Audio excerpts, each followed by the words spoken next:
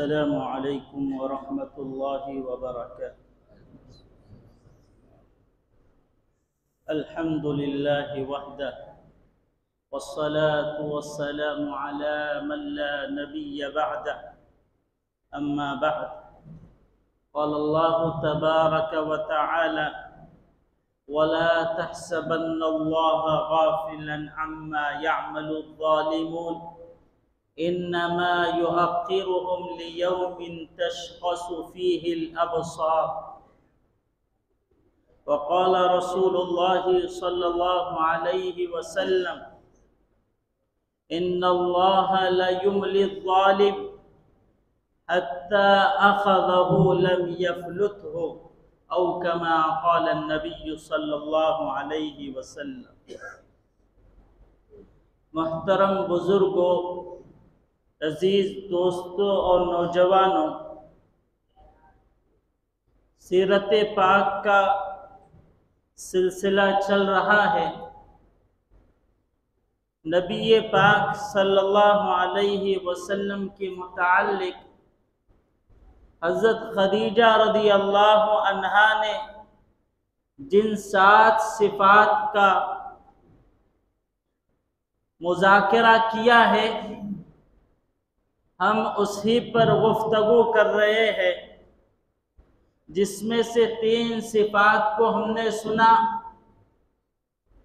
पहली सिफत जो हज़रत खदीजा रज़ी अल्लाह अन्हा ने बयान फरमाई थी, वो ये थी कि नबी पाक सल्लल्लाहु अलैहि वसल्लम रिश्तेदारों के साथ, पड़ोसियों के साथ, मुआशरे वालों के साथ, यहाँ तक कि हर इंसान के साथ आपका मामला हुस्न सुलूक का था, अच्छा बर्ताव करने का था।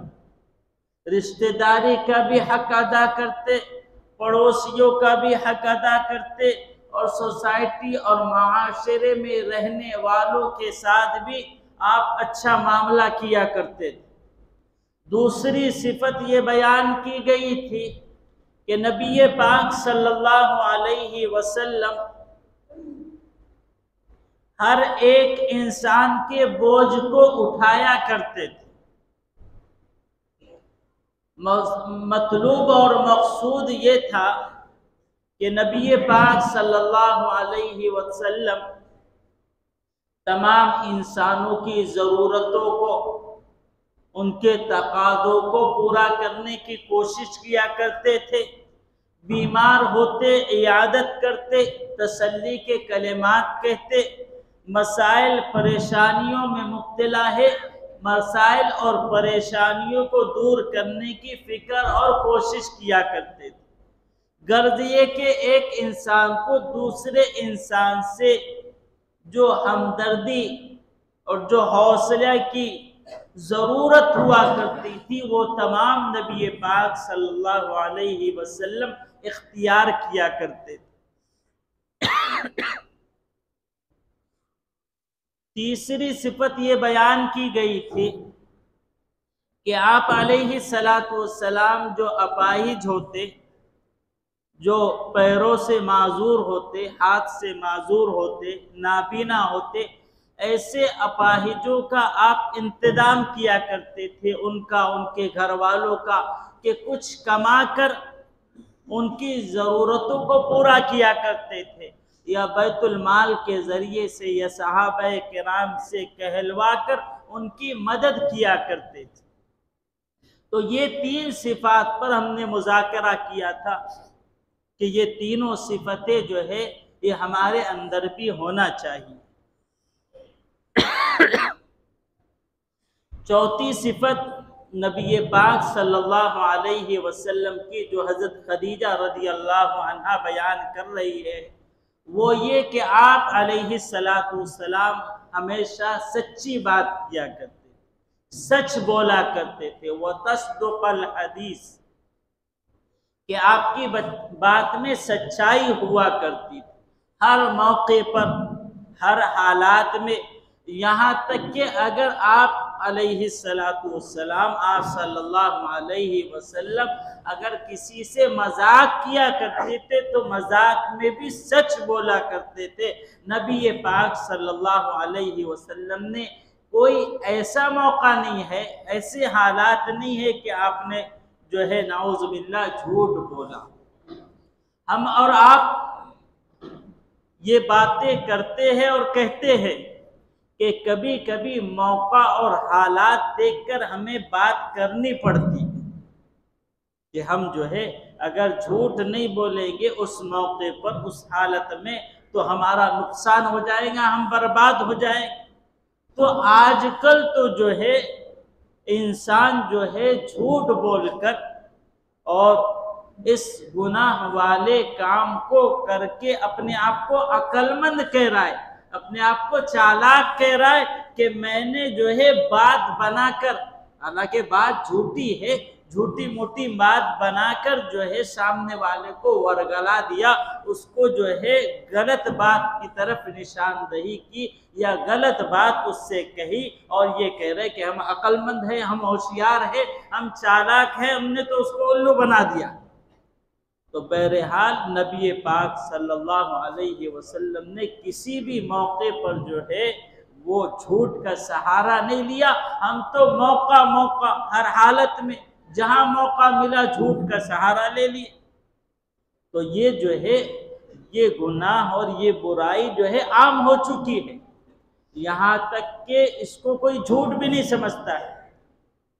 अगर जो है और सामने वाला भी कहता है कि वाह यार तूने क्या बात बनाई कि सामने वाले ने सच समझ लिया, हालांकि बात तो तेरी झूठी थी लेकिन ऐसी बात बनाई कि सामने वाले ने सच समझ लिया। तो अजीज़ान मोहतरम, झूठ बोलने की किसी हालत में किसी वक्त कोई गुंजाइश नहीं। और झूठ का मामला ये है, नबी पाक सल्लल्लाहु अलैहि वसल्लम ने फरमाया कि सच बोलना नजात देता है, अस्सिद्क़ु युंजी वल किज़्बु युहलिक, और झूठ बोलना ये हलाक करता है। आज अगर हमने झूठ बोल दिया, कल न कल आपके झूठ का राज उस पर फाश हो जाएगा, और जब वो उसकी हकीकत को और आपकी हकीकत को, आपके बोले हुए अल्फाज को समझ लेगा कि इसने झूठ कहा है, कभी आप पर एतबार नहीं करेगा, कभी आप पर भरोसा नहीं करेगा, और कभी आपको कोई ऐसी जिम्मेदारी नहीं सौंपेगा जिसकी आपको ज़रूरत होगी, इसलिए कि उसने समझ लिया कि ये झूठ बोलता है। तो झूठ का राज तो कभी न कभी फाश हो जाता है। और नबी पाक सल्लल्लाहु अलैहि वसल्लम की हदीस में ये बात मौजूद है कि सच बोलना ये इंसान को जन्नत के करीब करता है और अल्लाह ताला के भी करीब करता है, और झूठ बोलना ये इंसान को जो है जहन्नम के करीब करता है और अल्लाह ताला से दूर करता है, अल्लाह की रहमतों से दूर करता है। इसलिए ये जो आम हो चुका है, हम इसको जो है गुनाह भी नहीं समझ रहे हैं, हालांकि इस गुनाह का नतीजा और इसका वबाल खुद दुनिया में भी महसूस होता है और दुनिया में भी उसकी शक्लें मौजूद है। यहाँ तक कि हदीस पाक में ये बात इरशाद फरमाई गई कि बंदा झूठ बोलता है, उसके झूठ बोलने की बुनियाद पर उसके मुंह से एक बदबू निकलती है, वो बदबू जो है 2 मील तक फैल जाती है, वो बदबू 2 मील तक फैल जाती है। गर्चे हम उसको महसूस नहीं करते लेकिन फरिश्ते उसको महसूस करते हैं, और ये नबी पाक सल्लल्लाहु अलैहि वसल्लम की बात है जिस पर एक ईमान वाले को यकीन रखना जरूरी है, लाजिम है, वरना उसका ईमान खतरे में पड़ जाता है। तो झूठ की इतनी बुराई है कि उसकी बुराई के असर से मुंह से बदबू निकलती है और 2 मील तक वो बदबू फैल जाती है। तो दुनिया में उसका ये असर है। तो दुनिया के अंदर आपके मामलात के अंदर अगर झूठ होगा, आपकी तिजारत में झूठ होगा, आपके दिगर मामलात में झूठ होगा, तो उसका वबाल भी जो है इंसानियत पर पड़ने वाला है गैर महसूस तरीके से। आज तो हम समझ बूझ रहे हैं कि झूठ आज बोल दिया, आज तो हम बच गए, लेकिन कल जो है उससे बड़ा वबाल आने वाला है, जिसको हम दुनिया में महसूस करते हैं, और आखिरत में जो सजा है वो तो है ही है, लेकिन दुनिया में भी उसके वबाल से हम वाकिफ है कि किस तरीके से झूठ बोलने वाला वो नाकाबिल एतबार हो जाता है, उस पर भरोसा नहीं किया जाता है, उसे कोई अहम जिम्मेदारी नहीं सौंपी जाती है कि यह बंदा झूठ बोलता है, लोग उससे दूर हो जाते हैं। तो बहरहाल नबी पाक सल्लल्लाहु अलैहि वसल्लम की सिफत थी सच बोलना, इसलिए और यहाँ तक कि आप हर बात में सच बोला करते थे, हर मौके पर हर हालात में सच बोला करते थे। यही वजह है कि अहले अरब आपको जो लक़ब दिए थे वो लक़ब था सादिक, यानी सच बोलने वाला। तो अगर हम नबी पाक सल्लल्लाहु अलैहि वसल्लम की इस सुन्नत को, इस सुन्नत मुबारका को, इस उसवा हसना को इख्तियार करेंगे, दुनिया में फलाह, कामयाबी, सुरखरोई आपके कदम चूमेगी। और यही वजह है कि आपके सच बोलने की बुनियाद पर, आपकी सच्चाई की बुनियाद पर आपका इस सच बोलने वाला लक़ब लोगों में आम था, और आपको अहम अहम जिम्मेदारियां सौंपी जाया करती। हम ये कहते हैं कि अगर झूठ ना बोले तो कारोबार नहीं चलेगा, झूठ ना बोले तो कैसे मामलात करेंगे। हालांकि बहुत सारे ऐसे वाक़यात हैं सहाबाए किराम रिज़वानुल्लाहि अलैहिम अजमाइन के कि सच बोलने की बुनियाद पर उनका कारोबार चला है, उनकी तिजारत चली है। लोग उनके पास आते थे, लोग उनके पास आते थे और उन्हीं से तिजारत किया करते थे कि ये सच्चे लोग हैं, ये माल देंगे तो खोटा माल नहीं देंगे, जो माल रहेगा वही हकीकत बतला कर देंगे। तो दुनिया में भी वो कामयाब हुए हैं सच बोलने की बुनियाद पर। और आज हम जो है ये सोच रहे हैं कि अगर हम सच बोलेंगे तो हम बर्बाद हो जाएंगे, हमारा कारोबार नहीं चलेगा, हमारा जॉब नहीं चलेगा, हमारे जो है दूसरे मामलात वो आगे नहीं बढ़ेंगे। तो वहां तो सहाबाए किराम सच बोलकर आगे बढ़े थे, आज हम जो है ये कह रहे कि झूठ बोलेंगे जब आगे बढ़ेंगे। तो हमारी सोच बदल गई। आज अगर हम सच्चाई को अपनाएं, और जो बंदा आज जो है आज भी सच्चाई को इख्तियार करता है, लोग उसको मानते हैं, जानते हैं, और उसको वो वैल्यू और वो मकाम और मर्तबा देते हैं, उसके पास सब जो है जाते हैं कि ये सच्चा आदमी। इसलिए कि आज जो है झूठ आम हो चुका है, सच्चा आदमी मिलना मुश्किल हो चुका है, इसीलिए कोई दूसरों पर भरोसा नहीं कर रहा है। तो इस सच्चाई को हमें अपनाना होगा अगर दुनिया और आखिरत में कामयाबी चाहते हैं, दुनिया और आखिरत में सुरखरोई चाहते हैं।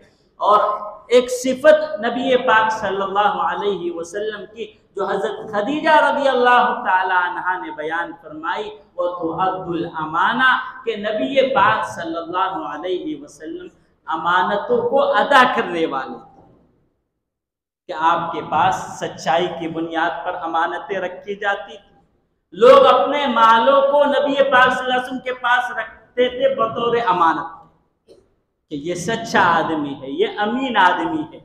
एक लक़ब सादिक था और एक लक़ब अमीन था कि अमानतदार थे। लोग अपने रुपये, पैसे, कीमती माल नबी पाक सल्लल्लाहु अलैहि वसल्लम के पास अमानत रखा करते थे। और वो वाक़या भी है कि जब हज़रत नबी करीम सल्लल्लाहु अलैहि वसल्लम मक्का से हिजरत करके मदीना जा रहे थे, हज़रत अली रज़ी अल्लाह ताला अन्हु को आपने रोक लिया था कि आप ये अमानतें जो है फला फला की है, उनको पहुंचा कर आप बाद में तशरीफ लाए। तो नबी पाक सल्लल्लाहु अलैहि वसल्लम अमानतों को अदा करने वाले। आज हम किस पर भरोसा करें? आज जो ये निज़ाम शुरू हुआ है और जिसने इंसानों को जो है वो बर्बादी का दरवाज़ा दिखा दिया है, लोग बर्बादी में मुब्तला हुए। आज हमने बैतुल माल के निज़ाम को ख़त्म कर दिया।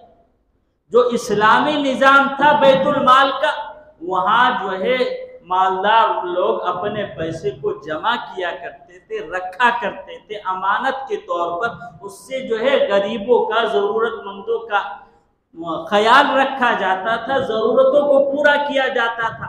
लेकिन वो निज़ाम जब खत्म हो गया तो ज़रूरतें जो है इंसानों की वो पूरी नहीं हो रही है, और मामला ये हो रहा है कि अब ये मोहताज हो गए कोई ऐसे निज़ाम के, और वो निज़ाम आज जो है वो इस्लामी निज़ाम नहीं रहा है, वो सूदी निज़ाम बन चुका है। आज किसी आदमी को अगर तिजारत शुरू करनी है, कुछ बिजनेस डालना है, तो वो तो पहले ही से परेशान होता है कि उसके पास रकम नहीं है। अब वो रकम कहाँ से ले और कौन उसको रकम देगा?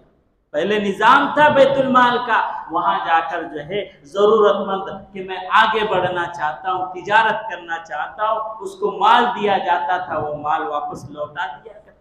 लेकिन आज जो है जब बैतुल माल के निजाम को, इस्लामी निजाम को हमने खत्म किया, आज हमारी रकमें जो है सूदी कारोबार में लगी। किसी को जरूरत है तो वो सूदी एतबार से लेगा, जितना लिया था उसके डबल उसको जमा कर रहा है। तो ये मामला हो रहा है कि मालदार तो मालदार बनता चला जा रहा है और गरीब तो गरीब होता जा रहा है कि जो लिया था वो भी लौटा नहीं पाया, कर्जों के अंदर मुब्तला हो गया, और फिर वो हालात बने कि यहाँ तक के खुदकुशी करने पर मजबूर। बहुत सारे ऐसे हालात हम देख रहे कि उसने रकम ली, बैंकों से रकम ली, सूदी एतबार से रकम ली, अब उसको अदा नहीं कर पाया, अब सब परेशान कर रहे, क्या करे? बीवी बच्चों को छोड़कर जो है खुदकुशी कर ले। इसका तो ये कोई हल नहीं है। लेकिन बहरहाल ये मसाइल जो पैदा हुए हैं उसकी बुनियादी वजह ये है कि हमने जो है वो निज़ाम जो बैतुल माल का था, उस निज़ाम पर हम कायम नहीं है जो इस्लामी निज़ाम। अगर हम अमानतें जो है, अपनी अमानतें, मालदार अपने रुपये को अगर बैतुल माल में रखता या इसी तरीके से अपने ज़कात को बैतुल माल में जमा करता, जिससे जो है इंसानों की ज़रूरतें पूरी होती, वो निज़ाम कायम नहीं है, जिसकी वजह से ये बुराइयां पैदा हो चुकी है। बहरहाल मकसूद ये है कि नबी पाक सल्लल्लाहु अलैहि वसल्लम के अंदर वो सिफत थी, सिफत अमानत, कि कोई कुछ अमानत रखता उसको आप लौटा दिया करते थे। आज हम किसके पास अमानत रखें? आज हम किस पर भरोसा करें? आज जाहिर बात है, हम देखें हालात, कोई एक मुसलमान दूसरे मुसलमान पर एतमाद भरोसा नहीं कर सकता कि मेरी ये रकम है, आप रख लो, जब जरूरत होगी मुझको दे देना, मैं ले लूंगा। ऐसा कोई शख्स किसी पर एतमाद नहीं कर रहा है। मतलब और मकसूद ये है कि हम जो है उसवाए मुबारका से और सीरत तैयबा से कितने दूर हो चुके हैं, कितने हम दूर हो चुके हैं कि किसी पर हमको भरोसा नहीं रखा कि इस पर जो है इसके पास रकम दे, ये लौटा देगा। तो हम दावे तो बड़े इस्लाम के करते हैं और दावे बड़े मुसलमान होने के करते हैं और दावे बड़े ईमान वाले होने के करते हैं कि हम ईमान वाले हैं, हम मुसलमान हैं। लेकिन जो है अगर आप मुसलमान हैं, ईमान वाले हैं, तो आप पर कोई भरोसा क्यों नहीं करता? ना आपके अंदर सच्चाई है, आप झूठ बोल रहे हैं, आप धोखा दे रहे। हालांकि हदीस पाक में ये बात मौजूद है कि आयतुल मुनाफिकी सलास, के मुनाफिक की निशानी 3 है। इदा हद्दसा कदिबा, कि जब बात करता है तो झूठ बोलता है। व इदा वादा अखलफा, के वादा करता है तो वादा खिलाफी करता है। व इदा तुमिना खाना, और जब अमानत रखी जाती है तो उसमें खियानत करता है। अब आप बतलाइए, हदीस में नबी पाक सल्लल्लाहु अलैहि वसल्लम ने ये 3 बातें बतलाई है कि ये 3 बातें जिसके अंदर है वो मुनाफिक है, वो ईमान वाला नहीं है। आज हम अपने ईमान का जायजा लें। क्या हम बात करते हैं, सच्ची बात करते हैं, वादा करते हैं, वादे को पूरा करते हैं, और अमानत रखी जाती है उसको अदा करते हैं? अगर ये सिफात हमारे अंदर मौजूद नहीं है, मैं आम बात नहीं कर रहा हूं कि बहुत सारे लोग होंगे सच बोलने वाले, वादा पूरा करने वाले, अमानतों का ख्याल रखने वाले। लेकिन उमूमन अगर देखा जाए आम तौर से सब मामला ये है कि सब जो है इसके अंदर घिरे हुए है कि एक दूसरे पर भरोसा नहीं है कि वो सच बोल रहा है या झूठ बोल रहा है, वो वादा कर रहा है सच्चा वादा कर रहा है या नहीं कर रहा है। अमानत रखी जाए तो अमानत को अदा करेगा या नहीं, किसी को किसी पर भरोसा नहीं है। आज ये हमारे ईमान की हालत है।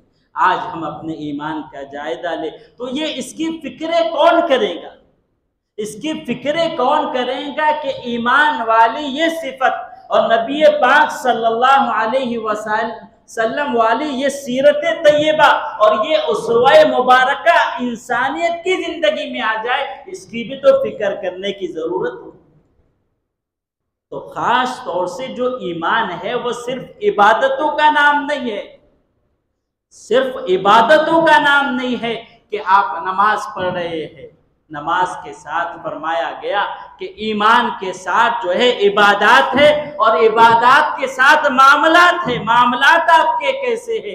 अगर नमाजें भी है, ईमान भी पुख्ता है, लेकिन अगर मामलात दुरुस्त नहीं, माशरत दुरुस्त नहीं, अखलाक दुरुस्त नहीं, यानी ये सिफात नबी पाक सल्लल्लाहु अलैहि वसल्लम की मौजूद नहीं, तो ईमान के एतबार से आप कमज़ोर है। इस पर मेहनत करने की ज़रूरत है। तो आज मजमूई एतबार से जब बुराई आम हो चुकी है और ये सिफात जो उम्दा थी और नबी पाक का उसवा हसना था ये जिंदगी में मौजूद नहीं है, तो इसको जिंदगी में लाने के लिए ये फिक्रे होना चाहिए, ये मेहनतें होना चाहिए। ये भी नबी पाक सल्लल्लाहु अलैहि वसल्लम की दावत व तबलीग का एक अहम जुज है कि जहाँ नमाज की दावत हो, जहाँ ईमान की दावत हो, वहाँ मामलात को दुरुस्त करने की भी दावत हो, माशरत को दुरुस्त करने की भी दावत हो, अखलाक को दुरुस्त करने की भी दावत हो। ये पांचों चीजें अगर मौजूद होंगी, ये 5 शोबे जो ईमानियात के शोबे है वो अगर जिंदगी में मौजूद है तो ये कहा जाएगा ये कामिल ईमान वाला है। तो इसकी भी जो है फिक्रे करने की जरूरत है। धीरे धीरे फिक्रे होगी, मेहनतें बढ़ेंगी, अल्लाह ताला इंसानियत के और ईमान वालों के कुलूब में ये सिफात पैदा फरमाएंगे। तो फरमाया गया वो तो अद्दुल अमाना, नबी पाक सल्लल्लाहु अलैहि वसल्लम की सिफत थी अमानतों को अदा करना। इसलिए फरमाया गया था कि आप अमीन है, अमानत को अदा करने वाले। एक सिफत ये बतलाई गई, छठी सिफत वतक़र ज़ईफ़, कि नबी पाक सल्लल्लाहु अलैहि वसल्लम मेहमान नवाजी किया करते। मामला ये नहीं कि जो कोई अपना जान पहचान का आ गया उसके साथ अच्छा बर्ताव कर रहे, उसके साथ हुस्ने सुलूक कर रहे, उसको अपने घर में भी जगह दे रहे, उसको खाने पीने के मामलात में भी उसका ताउन कर रहे और हर एतबार से उसका ताउन कर रहे कि रिश्तेदार आया है। ये नहीं, नबी पाक सल्लल्लाहु अलैहि वसल्लम की जो सिफत थी वो बहुत आला सिफत कि रिश्तेदारों के साथ मेहमान नवाजी करना। ये तो करते ही है, लेकिन आज जो है उस करने की भी हालत वो नहीं है जो होनी चाहिए।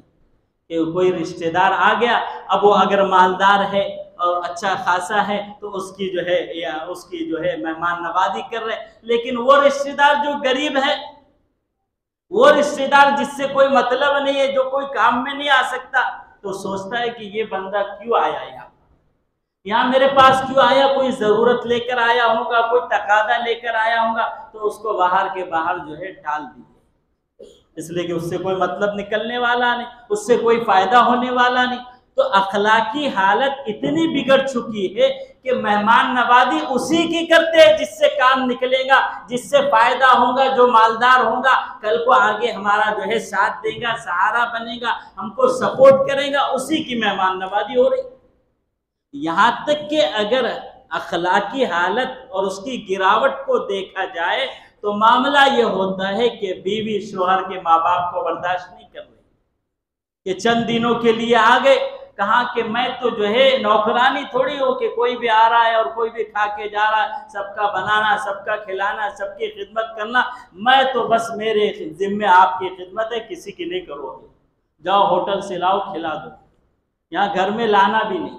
तो जो शौहर के माँ बाप है उनके साथ ये मामला, शौहर के और रिश्तेदार आ गए, बहनें आ गए, उनके साथ क्या मामला है, ये सबकी बात नहीं है, लेकिन अखलाकी एतबार से कहीं ना कहीं ये खराबियां रिश्तेदारी में भी मौजूद है कि बीवी जो है शौहर वालों को कबूल नहीं कर रही, शौहर वाला बीवी के रिश्तेदार को कबूल नहीं कर रहा है, उनकी खिदमत नहीं कर रहा है। तो मामला तो अभी यही अटका हुआ है। हालांकि नबी पाक सल्लल्लाहु अलैहि वसल्लम की जो सिफत थी वो बहुत आला सिफत थी कि न सिर्फ रिश्तेदारों को, जान पहचान वालों को, बल्कि जो है वो अफराद जो बाहर से आया करते थे, जो मेहमान होते थे, न उसका उनका जानना था। और ये भी नहीं कि खास मुसलमान हो, बल्कि जो गैर मुस्लिम अफराद होते थे वो वफ्द दर वफ्द जो है नबी पाक सल्लल्लाहु अलैहि वसल्लम की खिदमत में आते थे, नबी पाक सल्लल्लाहु अलैहि वसल्लम उनके इंतजाम किया करते थे।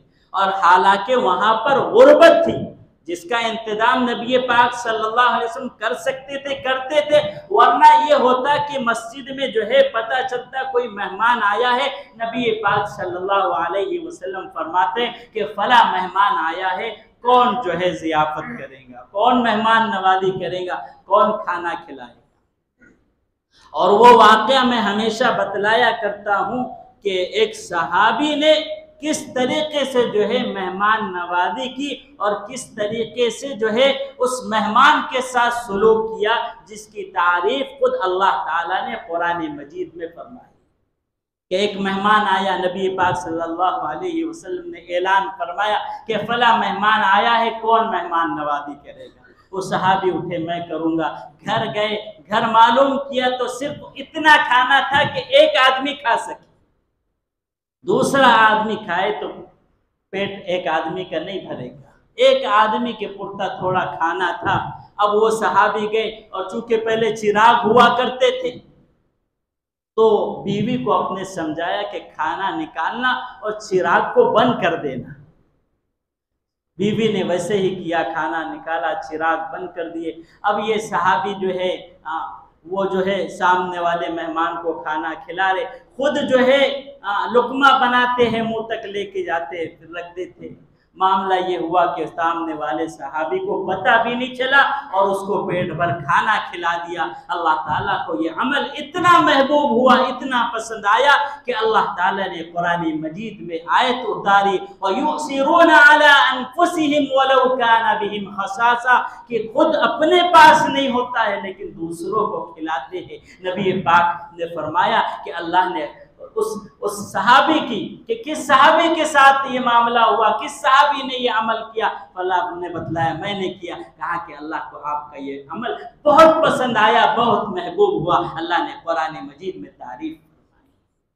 तो ये मेहमान नवाजी होती है, ये इकराम होता है, खुद न खाए दूसरों को खिलाए। आज तो हम बचाने की कोशिश करते हैं कि हमारे पास शाम में हम क्या खाएंगे। आज ऐसे भी लोग दुनिया में मौजूद है, एक वक्त का खाते हैं, दूसरे वक्तों की फिक्र नहीं करते हैं। कहा कि जो अल्लाह ने इस दोपहर में खिलाया है वो ये अल्लाह शाम को भी खिलाने। ऐसे लोग भी मौजूद है, लेकिन अक्सरियत ये है कि हम अपना ही बनाने की और अपना ही बचाने की फिक्र में लगे हैं, दूसरों का कोई फिक्र नहीं, कोई उसका तकादे को पूरा करने की जरूरत महसूस नहीं करते।